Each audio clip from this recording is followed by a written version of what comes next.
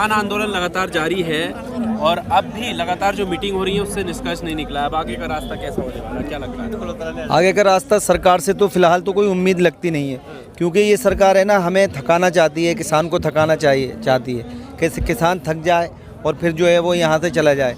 लेकिन किसान इतना मजबूत है, ये बारिश, ये आंधी, ये तूफ़ान, ये तो हमारे लिए कोई बड़ी बात नहीं है, क्योंकि हम लोग उसी माहौल में पैदा होते हैं। भाई बारिश, हम खेत में जुताई करते होते हैं तो बारिश आ जाती है, हम खेत में नराई करते होते हैं तब बारिश आ जाती है। तो हमारे लिए कोई बड़ी बात नहीं है, जितना कि 8 दिन बाद 10 दिन बाद अब 8 तारीख दे रखी है, तो इनको ये पता ही नहीं है हमें करना क्या है। ये इनका जो मुद्दा है, इनका जो करना है ये है कि जो इनके कोऑपरेटिव घराने इनको बोलते हैं वही ये करते हैं, उसके अलावा ये कुछ भी नहीं करते हैं।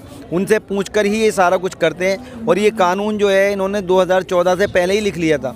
ये जो नरेंद्र मोदी जी के जो एक वो होती है मतलब जो है इलेक्शन होते हैं, उसका एक पंडाल जो बनता है उसमें 100 करोड़ रुपए खर्च होते हैं। वो कहाँ से होते हैं? ये कोऑपरेटिव घराने सारे खर्च करते हैं।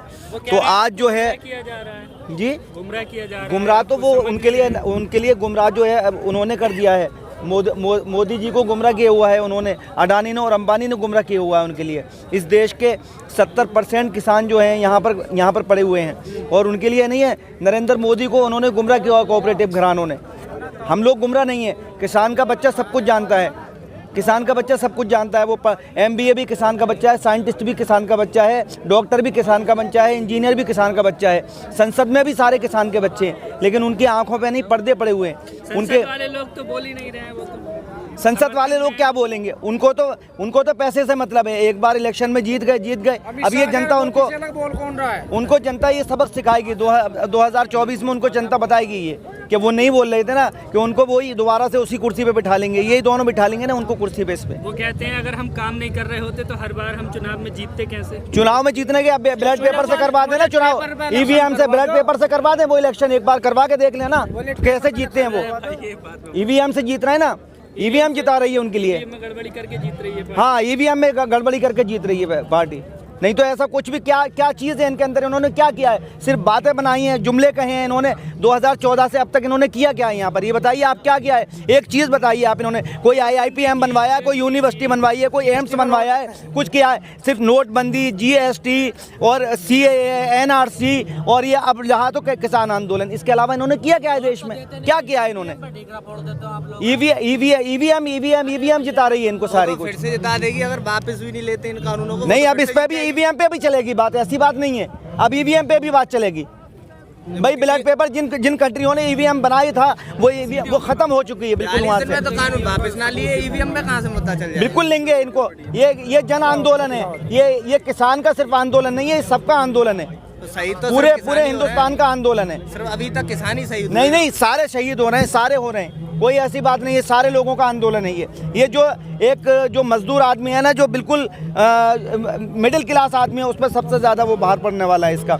जो इन्होंने इसके अंदर अनलिमिट भंडारण का जो वो कानून में जो पास किया है ना, कि कितना भी कोई भंडारण कर सकता है। ये किसानों से, ये तो पंजाब के और हरियाणा के किसान तो खुशहाल हैं।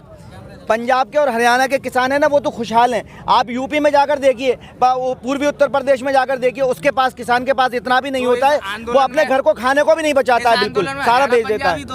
हरियाणा पंजाब नहीं, पंजाबी के सारे यूपी के। मैं बदायूं से हूँ, मैं डिस्ट्रिक्ट बदायूं से हूँ, मैं बरेली से आया हुआ हूँ। मुझे हो गए यहाँ पर 8-10 दिन हो गए मुझे। सिंगू बॉर्डर पे भी था मैं यहाँ पे। सिंधु बॉर्डर पर? हाँ, सिंगू बॉर्डर पे भी 8 दिन रुक कर आया हूँ मैं। आंदोलन तो टोटल 42 में थे आज। हाँ, तो हम लोग रुके हुए हैं। मेरे घर के लोग और जा रहे हैं, आ रहे हैं, सब लोग जा रहे हैं भाई, अपने सब लोग जा रहे हैं, पूरी फैमिली जा रही है हमारी। ये थोड़ी है कि मतलब सारे लोग आगे भाई कोई जा रहा है, कोई आ रहा है, कोई जा रहा है, कोई आ रहा है। मना कर दिया है कि कानून तो वापस नहीं लेंगे। कानून वापस नहीं लेंगे ना, तो उनको पता लग जाएगा कानून वापस नहीं लेंगे। भाई ज्यादा धार्मिक वो ये नहीं है। अब ये हम इतना फिर भी इसका शुक्रगुजार हैं हम नरेंद्र मोदी के इस बात पे कि उन्होंने हमें हिंदू, मुस्लिम, सिख, ईसाई सबको एक जगह एक प्लेटफॉर्म पे लाके खड़ा कर दिया। और उनकी सारी चीजें इस कानून के हिसाब से नहीं सब समझ में आ गई हैं लोगों को। नहीं बटेगी जनता, नहीं बटेगी जनता को सब दिख रहा है। अब कैसे बढ़ जाएगी आंदोलन के बाद जनता? कैसे बढ़ जाएगी? अब नहीं बटेगी। जैसे देर लगेगी ऐसे काम बढ़ेगा। देखी जा रही है कुछ लोगों से किसानों की। हाँ, प्रगति देखी जा रही है। शमशान पर और कब्रिस्तान पर उन्होंने चुनाव जीता था ना, शमशान पर और कब्रिस्तान पर चुनाव जीता। देखा आप यहाँ पर ही शमशान में देख लीजिए, उन्होंने शमशान बनवाया था, 24 आदमी 25 आदमी वहाँ पर मर गए शमशान के अंदर। ऐसे शमशान बनवा रहे हैं योगी जी, योगी जी प्रधानमंत्री आए, शमशान पर कब्रिस्तान पर चुनाव जीता था ना उन्होंने। मना कर रहा था करने के लिए, हमारा विकास मत करिए। बनवाया था वो। नहीं, इसी सरकार ने बनवाया, 2 महीने पहले ही तो बनाए, वो 2 महीने पहले बनाए। शमशान और कब्रिस्तान पर चुनाव जीता था ना उन्होंने सिर्फ। सरकार इनके पास मुद्दे क्या है? हिंदू, मुसलमान, शमशान, कब्रिस्तान, इसके अलावा इनके पास है क्या? इनका कोई एजेंडा नहीं है। कल ट्रैक्टर रैली है। हाँ, ट्रैक्टर रैली है, वहाँ तक दिल्ली तक जाएंगे किसान, सारे किसान बिल्कुल जाएंगे, अपना कानून वापस कराएंगे, काले कानून वापस करवाएंगे। साहब उनकी सुनो तो उन्हें बताओ, उन्हें बताओ कर रहे हैं सरकार का सवाल ले लो उनका सवाल। हाँ जी, हाँ 5 रफेल लाए। आज ये रफेल लेकर आए हैं ना, वो जो फ्रांस की कंपनियां हैं ना, वो फ्रांस की कंपनियां बहुत पछता रही हैं। यहाँ के जो गोदी मीडिया के चैनल थे, वो रफेल के एक नट के बारे में बता रहे थे कि नट कैसे खुलेगा, रफेल का दरवाज़ा कैसे खुलेगा, अंदर कैसे जाएंगे। वो पछता रहे हैं कि हमने बहुत सस्ता बेच दिया इंडियन गवर्नमेंट के लिए ये रफेल जो है, हमें तो और ज़्यादा महंगा बेचना चाहिए था इनके लिए। बालक है जो पछता रहे हैं, वो पछता रहे हैं क्योंकि यहाँ के जो मीडिया के, गोदी मीडिया के जो चैनल है, वो इतना रफेल के बारे में जानते हैं कि उन बनाने वालों को भी पता नहीं है कि रफेल है क्या चीज़। तुम्हें किसने बता दिया कि वो लोग पछता रहे हैं? पछता रहे हैं, बिल्कुल पछता रहे हैं। वहाँ पर क्यों उन्होंने बताया है, वो कह रहे हैं वहाँ पर कि हमने तो बहुत सस्ता बेच दिया, बहुत सस्ता बेच दिया। नहीं, रफेल की बात वो कर रहे हैं ना, बहुत लंबी बात है। नींबू मिर्च राफेल उड़ रहा है। रुको भाई, नंबर आएगा। जब पिछले जब वो हुए ना, अच्छा जी, अरे सवाल करो यार, क्या पूछ रहे हैं? अब बोलो। नंबर आएगा। आपको क्यों लगा कि मैं मौलाना नहीं हूँ, पहली बात तो मैं एक आम आपकी तरह एक आदमी हूँ, मैं मौलाना नहीं हूँ। अच्छा, परसों मीटिंग है, आपको क्या लगता है? मीटिंग है, आपको मीटिंग में यही लगता है ये कुछ नहीं करेंगे, ये सिर्फ बातें बनाएंगे, फिर आगे तारीख देंगे, फिर आगे तारीख देंगे। अब हमें खुद ही कुछ करना होगा। ठीक है जी। और फिर हम मुंह पे ऐसा तमाचा देंगे कि उसकी पता ना पड़ता कैसे लग गया वो तमाचा, उसका तो बहुत दूर तक दुख होगा, उन्हें पता पड़ेगा। फिर आने वाले चुनाव में फिर दिखाओगे उन्हें हम। भैया एक बात बताओ, सरकार तारीख पर तारीख दी जा रही है, वो क्या रहा है? सनी देओल ने भी कही तारीख पर नल का पटेगा और नल का घूमेगा फिर वो 26 जनवरी पे। ये क्या हुआ नल का? नल का सनी देओल ने पढ़ा गदर पिक्चर में, वो नल का पटेगा। टकराव गवर्नमेंट, जब गवर्नमेंट चाह रही है, बात क्यों नहीं मान रही? हम तो घर चले जाएंगे अभी।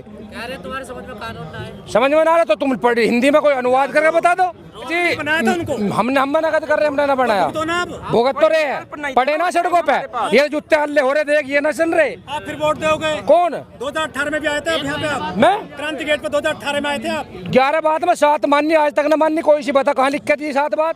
जब यहाँ पे शेखावत साहब आए थे, हरियाणा के भी आए थे कृषि मंत्री, उन्होंने 11 में 7 बात दी थी लिखित में, हम 7 बात मान लेंगे, आज तक न माननी। सुनो, जो ये मुद्दा